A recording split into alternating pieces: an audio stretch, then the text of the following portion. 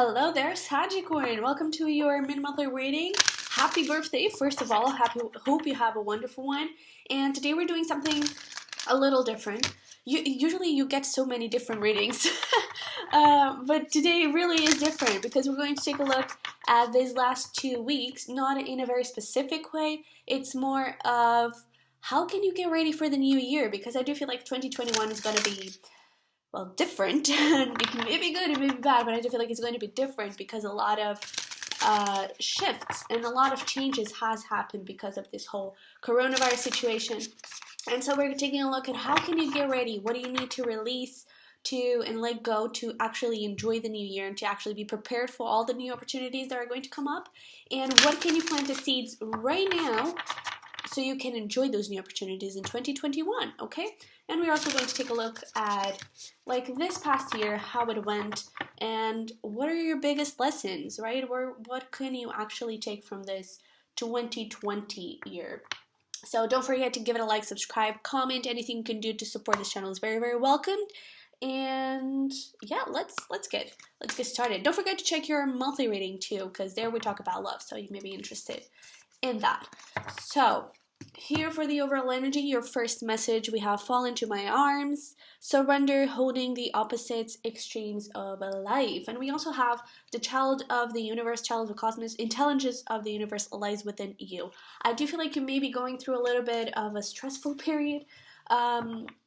And I do feel like you're being very, very affected by all of this astrological stuff happening, because we did have the new moon in Sagittarius, which is kind of crazy. It was a solar eclipse, very, very intense. And so things may be going a little bit wild. And I feel like you should just know that, hey, everything's all right. Everything is happening how it's supposed to.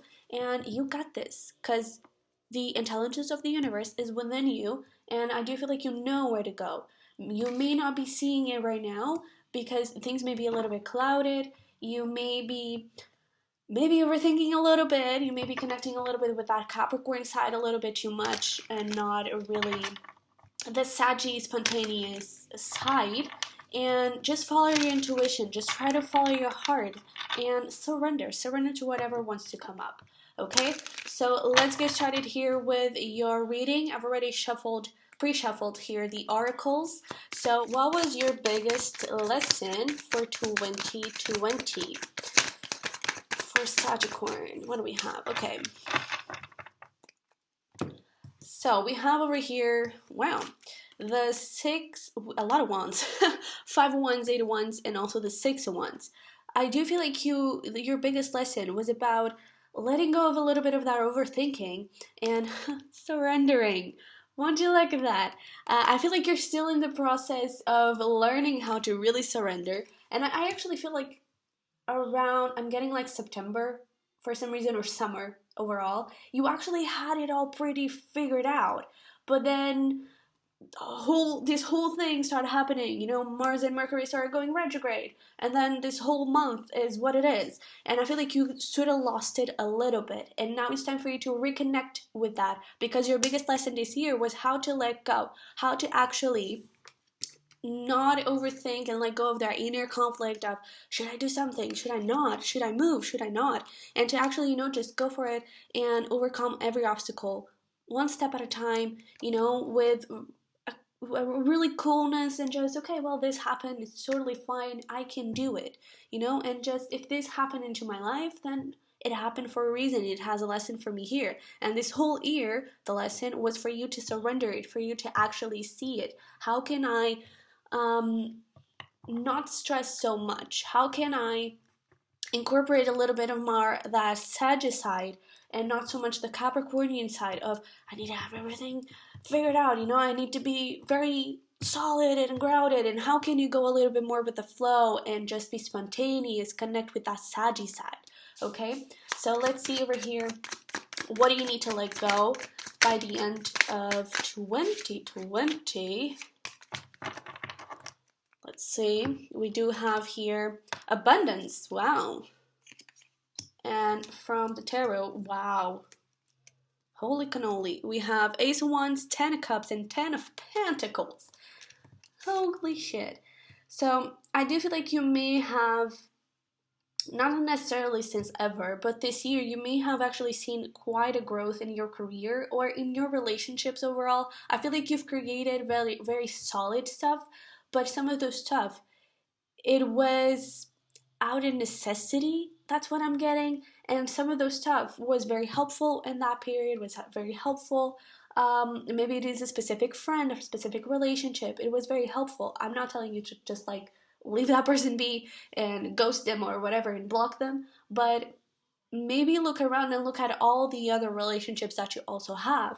Maybe if this is about career, maybe you've been very focused on a specific task, on a specific project, and that did bring you a lot of good money. But now it's time for you to focus a little bit on new opportunities, okay? Because I feel like you may have come a little bit into the comfortable space.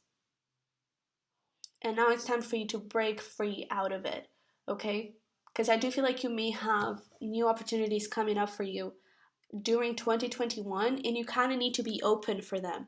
It may even be like a new way of thinking, or not of thinking, but a new way of working. And because you're so focused or so used to this way of working that you've created in 2020, that you may not see that opportunity and you may not embrace it as you should. And that new opportunity could be even better, okay? I feel like it's about being open to new ways of thinking. Yeah, being a little bit more spontaneous. If an opportunity comes up, let me see what I can do with it, okay? So don't, I feel like the key here of what to let go is try to keep an open mind about all opportunities. Don't try to be so focused on a specific way of doing, on a specific person, on a specific relationship, on a specific task or project or anything. Try to broaden up your horizons. Okay, so how can you actually let go of this? We have here the Emperor energy. We also had Beauty. And we also have the Three of Wands and the Queen of Swords in reverse. So how can you let go of this? I feel like it's by enjoying time, you know, not thinking so much, because once you receive these new opportunities, you may start to question, oh, but is this going to bring me good money? Is this going to do that? Is this going to be stable? Is this going to bring me happiness? Is it going to do this and that and the other? You know, you start asking a lot of questions and not really just going for it. If it feels right, go for it, you know, and you may actually put a little bit of a standstill by asking all those questions. And so how can you let go of that need of, how can you let go of those beliefs, of those structures that you've created, is by keeping, it's by keeping an open mind and by going more with the flow. Trusting also yourself and trusting your instincts, because you do have the Emperor here. So it's by trusting, okay? By the end of the year, you could actually already start to see some ideas come up. I'm getting specifically ideas come up, and you may actually your first reaction might be, oh yeah, but that's stupid. I'm not going to do that right now. Now it's not the time to change. It actually is. It actually is. Okay? So be open to everything. And even though you may not take action on those ideas this year, point them down on a notebook, you know, just write them down somewhere where you can revisit it in 2021, and then you can create them in 2021, but at least don't reject those ideas, okay? So now, what are the seeds that you should plant right now? Okay, we do have over here the solitude. Yes, you may have actually created a lot of good relationships, or at least intensified or connected a little bit more with your family, with your friends, and you created very solid things. But I don't feel like you took enough time for yourself. And I do feel like with this Hanged Man, you kind of need to take some time for yourself. Learn how to respect yourself, in the sense of learning when to actually be with these people and when to actually ask for your space and ask for your time. And this is also about relationships, knowing when something is healthy for you and it's very beneficial for you, and knowing when something is not, okay? Doing your research a little bit, not going. So it's like when it comes to career, go full on. When it comes to relationships, maybe take a little bit of space, okay? Maybe hold back a little bit. And with this Four of Pentacles, it usually can be seen as like saving up. I'm actually seeing as invest. It's not about spending money, it's about investment. So maybe invest on learning, on courses, okay? Really take the time in whatever type of courses, okay? It could be like self-development, it could be whatever career you're in. That could also be something that you need to let go, is thinking that, oh, everything is good, so I don't need to improve. There's always space for improvement, okay? So don't be afraid to take courses, to learn more, to invest more into your future, and really try to create a little bit of space for yourself where you can be with yourself, when you can rest, and where you can see things clearly about your future and where you want to go, okay? So we have go outside here on how you can actually plant those seeds. And we also have Temperance, Four of Swords, and High Priestess. Following that intuition of yours, where should you actually improve? Where do you need improvement? Okay, this High Priestess, I'm actually getting kind of hermit vibes of introspection, of asking questions. Instead of asking questions of the task itself, of the situation itself, is this going to bring money? Is this going to do this? Is it going to do that? No, ask questions towards yourself. Okay, what do I need to improve? What is not working in my life? You know, and actually taking the time to rest. I really feel like resting would do you very good. And this rest could be something as simple as just every single day adopt the practice of going outside, going for a walk, and grounding yourself. Okay? Letting that Capricorn energy ground itself, because it does need a lot of groundedness to make yourself feel safe, to make yourself feel good and healthy and balanced. You know, so it's like for you, Saggy, go for it. For your Capricorn side, instead of questioning and controlling the Saggy, no, go for a walk. Let the Capricornian side, which is an earth sign, so it needs a lot of contact with earth, with Gaia, let it contact with birds, with animals, with trees, with all nature around you. And that will sort of let the Capricorn side be free a little bit, okay? So I do feel like, especially having this go outside, I do feel like going for walks in nature, in parks, in whatever way you can, would do you very, very good. And also to go outside, think outside the box, okay? So now let's see, this whole 2020, sometimes we forget to be grateful, even in the worst of the days, and gratitude journaling was something that really, really helped me. So I kind of wanted to finish this off, sort of. I wanted to ask, what should you be grateful for 2020? It could have been a hell of a year, but there is always something we can be grateful for, okay? I'm worth more, and I actually love that because we do have the Queen of Pentacles and King of Pentacles. I do feel like you've connected very well with the Divine Masculine and Divine Feminine.